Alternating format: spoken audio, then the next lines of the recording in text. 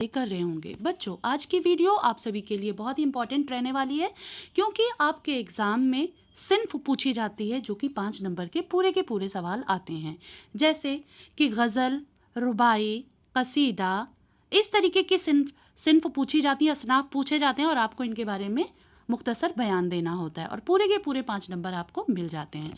तो आज हम सभी पढ़ेंगे गज़ल जो कि बहुत ही मशहूर व मारूफ सिन्फ है और इससे ज़रूर से ज़रूर इस एग्ज़ाम में पूछा जाता है। तो चलिए शुरू करते हैं कि गज़ल कहते किसे हैं। गज़ल अरबी ज़बान का लफ्ज़ है। किसका लफ्ज़ है? अरबी ज़बान का। ये भी आपसे एक सवाल पूछा जा सकता है कि गज़ल किस ज़बान से ताल्लुक़ रखती है या किस ज़बान का लफ्ज़ है, तो अरबी ज़बान का लफ्ज़ है। इसके असल मानी है महबूब से बातें करना, औरतों से बातें करना। अब बारी आ गई मानी की। मानी क्या है इसके? तो महबूब से बातें करना, औरतों से बातें करना। वो शायरी जिसे गज़ल कहते हैं उसमें बुनियादी तौर पर यानी बेसिक तौर पर इश्किया बातें बयान की जाती हैं। यानी मेन गज़ल क्या है? जिसमें इश्क, मोहब्बत, प्यार मोहब्बत की बातें हों, उसे गज़ल कहते हैं। लेकिन क्या कह रहे हैं यहाँ पे, ध्यान देंगे। लेकिन आहिस्ता आहिस्ता गज़ल में दूसरे मज़ामीन भी दाखिल होते गए हैं। यानी इश्क, मोहब्बत, प्यार मोहब्बत की बातों को छोड़ते हुए अब अलग तरीके के मौजू भी इसमें शामिल किए जाने लगे और आज ये कहा जा सकता है कि गज़ल में तकरीबन हर तरह की बातें की जाती हैं। यानी हर मौजू पे गज़ल कही जा सकती है। कोई अब ये पक्का नहीं है कि इश्किया बातें ही बयान की जाएं उसमें। ठीक है, यही वजह है कि गज़ल उर्दू की सबसे मकबूल सिन्फ़े सुख़न है। गज़ल का हर शेर आम तौर पर अपने मफ़हूम के एतबार से मुकम्मल होता है। यानी जो शेर होता है, हर शेर जो होता है अपने मफ़हूम के एतबार पर मुकम्मल होता है। ध्यान देंगे, जिस तरह गज़ल में मज़ामीन की क़ैद नहीं है, यानी इसमें कोई क़ैद नहीं। जैसे पहली ही लाइन में आपने क्या पढ़ा कि प्यार मोहब्बत इश्क की बातें इसमें बयान की जाती हैं, नहीं। फिर बाद में क्या हुआ कि धीरे धीरे चेंज करके लोग अलग अलग तरीके के टॉपिक, मौजू को इसमें शामिल करने लगे। कह रहे हैं कि गज़ल में मज़ामीन की कोई क़ैद नहीं है, यानी ऐसा नहीं है कि हमें सिर्फ इश्क मोहब्बत पर ही लिखना है, बल्कि हर टॉपिक पर इसमें हम लिख सकते हैं। इसी तरह अशार की तादाद भी मुकर्रर नहीं है। अगर कोई आपसे पूछे कि गज़ल की तादाद, गज़ल में जो अशार होते हैं वो कितने होते हैं, उसकी तादाद कितनी होती है, कितनी गिनती होती है, तो इसकी कोई तादाद मुकर्रर नहीं है, तय नहीं है। यूँ तो गज़ल में अमूमन 5 से 7 शेर होते हैं। कितने होते हैं? 5 से 7 होते हैं। लेकिन बाज़ गज़लों में ज़्यादा अशार भी मिलते हैं, यानी कभी कभी 5 से 7 से भी ज़्यादा हो जाते हैं।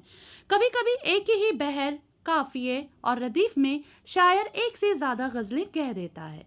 उसको 2 गज़ला, सह गज़ला, चहार गज़ला कहा जाता है। 2 मतलब 2, सह मतलब चहार गज़ला कहा जाता है, जिसमें बहर, काफ़िया और रदीफ़ में जो एक से ज़्यादा गज़लें कह देता है तो उसको 2 गज़ला, सह गज़ला, चहार गज़ला कहा जाता है। ओके, अब आगे चलते हैं। किसी गज़ल के अगर तमाम शेर मौजू के लिहाज से आपस में यकसा हों, यानी एक जैसे हों, तो उसे गज़ल मुसल्सल कहते हैं। यानी गज़ल ए मुसलसल कहते हैं, कंटिन्यू जो हो। ठीक है, और अगर शायर गज़ल के अंदर किसी एक मज़मून या तजुर्बे को एक से ज़्यादा अशार में बयान करे तो उसे क़ता, और ऐसे अशार को क़ता बंद कहते हैं। ठीक है, जिसमें बहुत ज़्यादा अशार हों। ठीक है, ध्यान देंगे आप सभी। जहाँ पर एक ही मजमून हो और एक ही तजुर्बा हो, लेकिन एक से ज़्यादा शेर हो, तो वहाँ पर क़ता या फिर ऐसे अशार को क़ता बंद कहते हैं। अब ध्यान देंगे, जो सबसे ज़्यादा ज़रूरी होता है, जो पूछा जाता है, कभी कभी शॉर्ट क्वेश्चन में पूछ लेते हैं कि गज़ल का पहला शेर जिसके दोनों मिसरे हम काफ़ियाँ हों। गज़ल का सबसे पहला शेर जिसके दोनों मिसरे हम काफ़ियाँ हों, मतला कहलाता है। क्या कहलाता है? मतला। एक क्वेश्चन आपका बन गया कि मतला से आप क्या समझते हैं। तो गज़ल का पहला शेर जिसके दोनों मिसरे हम काफ़ियाँ हों, मतला कहलाता है। ठीक है, मतला के बाद वाला शेर ज़ेब मतला या हुस्न मतला कहलाता है। यानी मतला के बाद वाला शेर जो होता है वो मतला या हुस्न मतला कहलाता है। गज़ल में एक से ज़्यादा मतले भी हो सकते हैं, उन्हें मतला सानी यानी दूसरा मतला, सालिस तीसरा कहा जाता है। गज़ल का वो आखिरी शेर जिसमें शायर अपना तखल्लुस इस्तेमाल करता है मक्ता कहलाता है। ये भी बहुत इंपॉर्टेंट है। आपसे एक सवाल पूछा जाता है कि मक्ता से आप क्या समझते हैं? तो बेटे, कोई भी गज़ल हो, नज़्म हो, रुबाई हो, यानी सबसे आखिरी वाले शेर में जब शायर अपना नाम इस्तेमाल करता है, अपना तखल्लुस इस्तेमाल करता है, तो उसे क्या कहते हैं? मक्ता कहते हैं। या फिर तखल्लुस से आप क्या समझते हैं? तो गज़ल के आखिरी शेर में शायर जो अपना नाम इस्तेमाल करता है उसे तखल्लुस कहते हैं। ठीक है, तखल्लुस नाम, मक्ता। समझ लीजिए, सवाल एक ही है, आंसर सेम सेम लिखेंगे।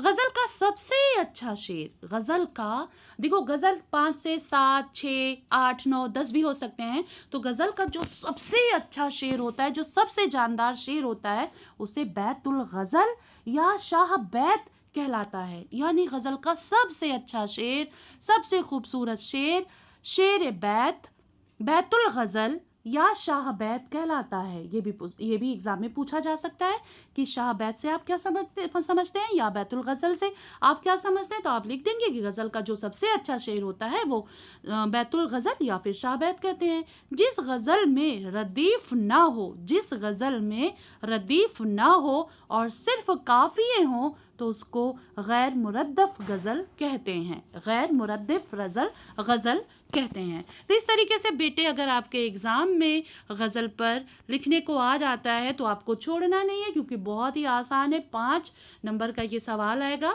अब एक बार मैं आसान ज़बान में आप सबको बता देती हूँ कि सबसे पहली बात, गज़ल अरबी ज़बान का लफ्ज़ है। ठीक है, इसके मानी होते हैं महबूब से बातें करना, औरतों से बातें करना।